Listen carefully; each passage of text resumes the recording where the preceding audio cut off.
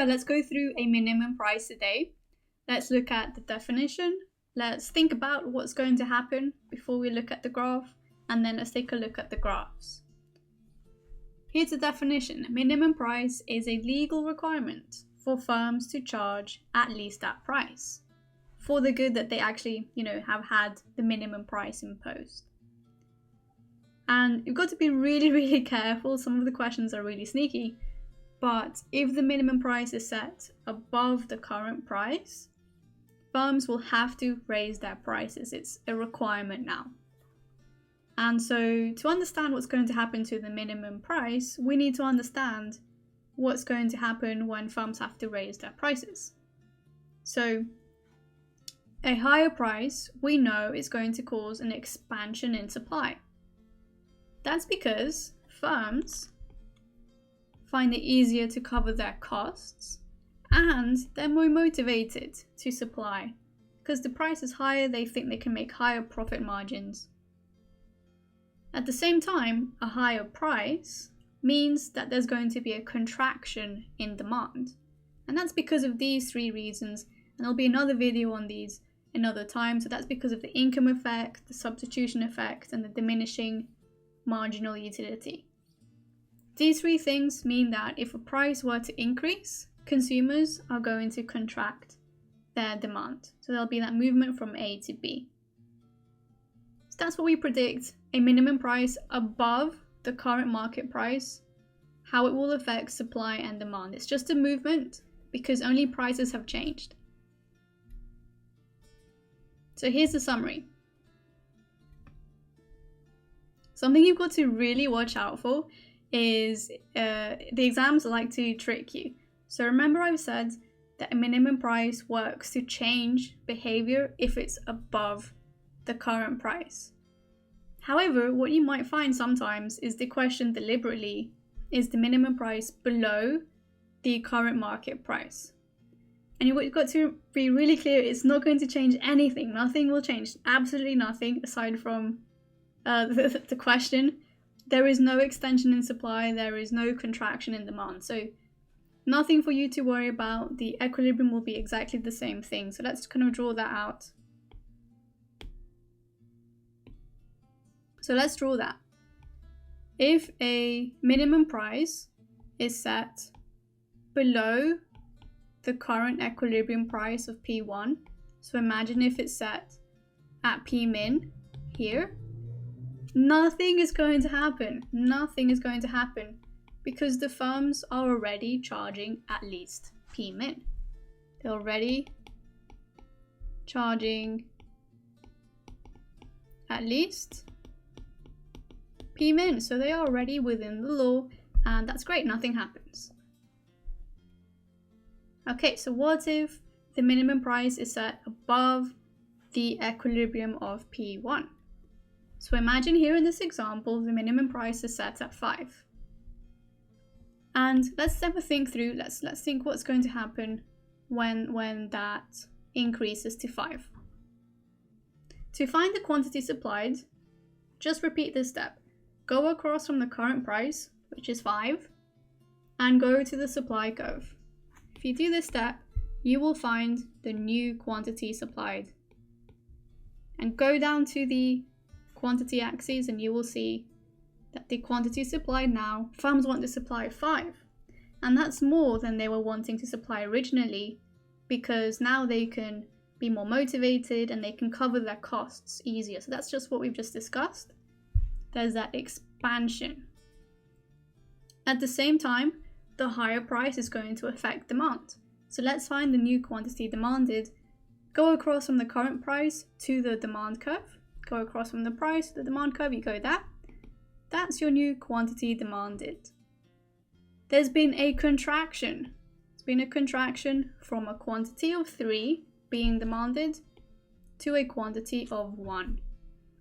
And that's what your minimum price does. Contracts demand, expands supply, and now we have actually a disequilibrium because the supply is a lot higher than the demand at P min. So this is called excess supply. And the excess supply is exactly equal to 5 minus 1, which is 4 units. And 4 units can be illustrated as the difference between 5 and 1. This is the excess supply. Sometimes you can see in graphs people like to illustrate it here as the excess supply. That refers to the quantity of excess supply. You can do it either way, illustrates the same quantity. So that's your minimum price graph. Have a go at drawing that down. This is a really great one. And if we look at the costs and the benefits of these, so a cost is the excess supply that we've just talked about. That's going to be a cost to firms. They will not be able to sell these units because people don't want them. People only want to buy one. So they're going to get a reduction in something called revenue, and that's going to affect profits. Profits are likely to fall. Consumers, as we've seen, they've had to pay a higher price. They've had to pay a price from 3 to 5, and they've had less quantity from 3 to 1. So consumers are in a pretty bad situation too. They're only buying 1, and they're buying it at price 5, and before they were buying 3 and at price 3. So there's higher prices and lower quantity. That's bad for the consumers. And if we look at the benefits of a firm, so possibly you could argue that it's good that they can now sell their units at 5 because there's a higher profit margin on those units sold. Benefits for consumers, their health may improve if they consume less of something that was bad for them. So if the minimum price is added to something like sugary foods, this is going to be good for them. And for the next one, let's have a think about the government. So the government's quite an interesting one. There's a major problem. If there's excess supply, firms are going to be incentivized to sell it, even though they shouldn't be selling it. They can't sell it at any price lower than 5, that's illegal. So what firms might do is they might try and take all their extra sugary foods and sell it in another country. This way they don't have to face the minimum price law, and they can drop their prices in that other country to sell all the extra goods.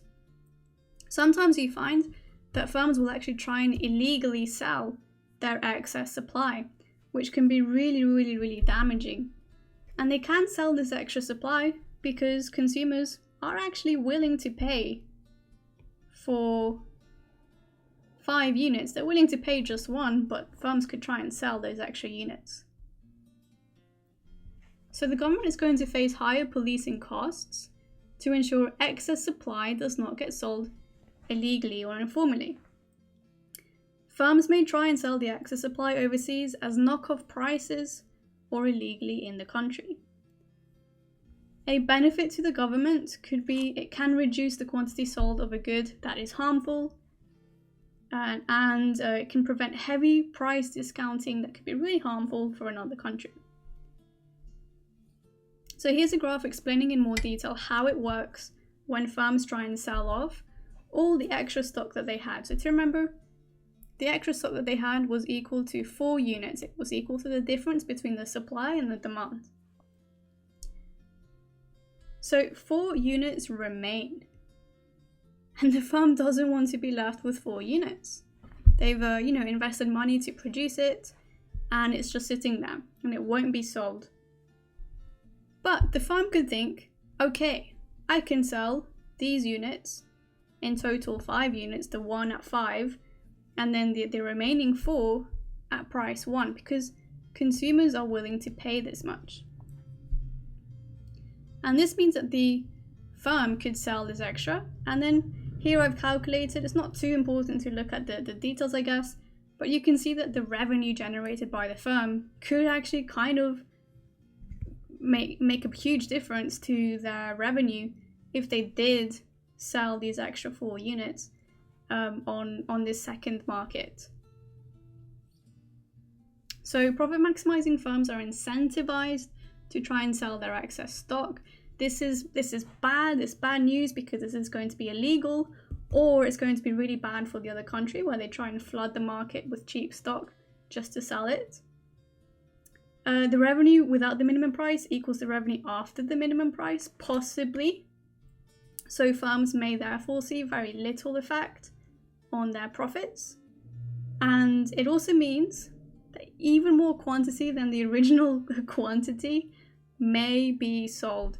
If you imagine originally without the minimum price, only a quantity of 3 would have been sold. And if now firms are selling 5, that's really bad. You're selling more of this sugary food and you're selling it for cheaper because firms have just turned to these illegal or these other countries to cut the prices of their products to get rid of the excess stock. So overall, it's a difficult decision to think whether it's worth having a minimum price or not. But I hope this video was helpful in terms of guiding you through some of the costs and the benefits and also how the diagram itself works. Okay, so take care. Bye!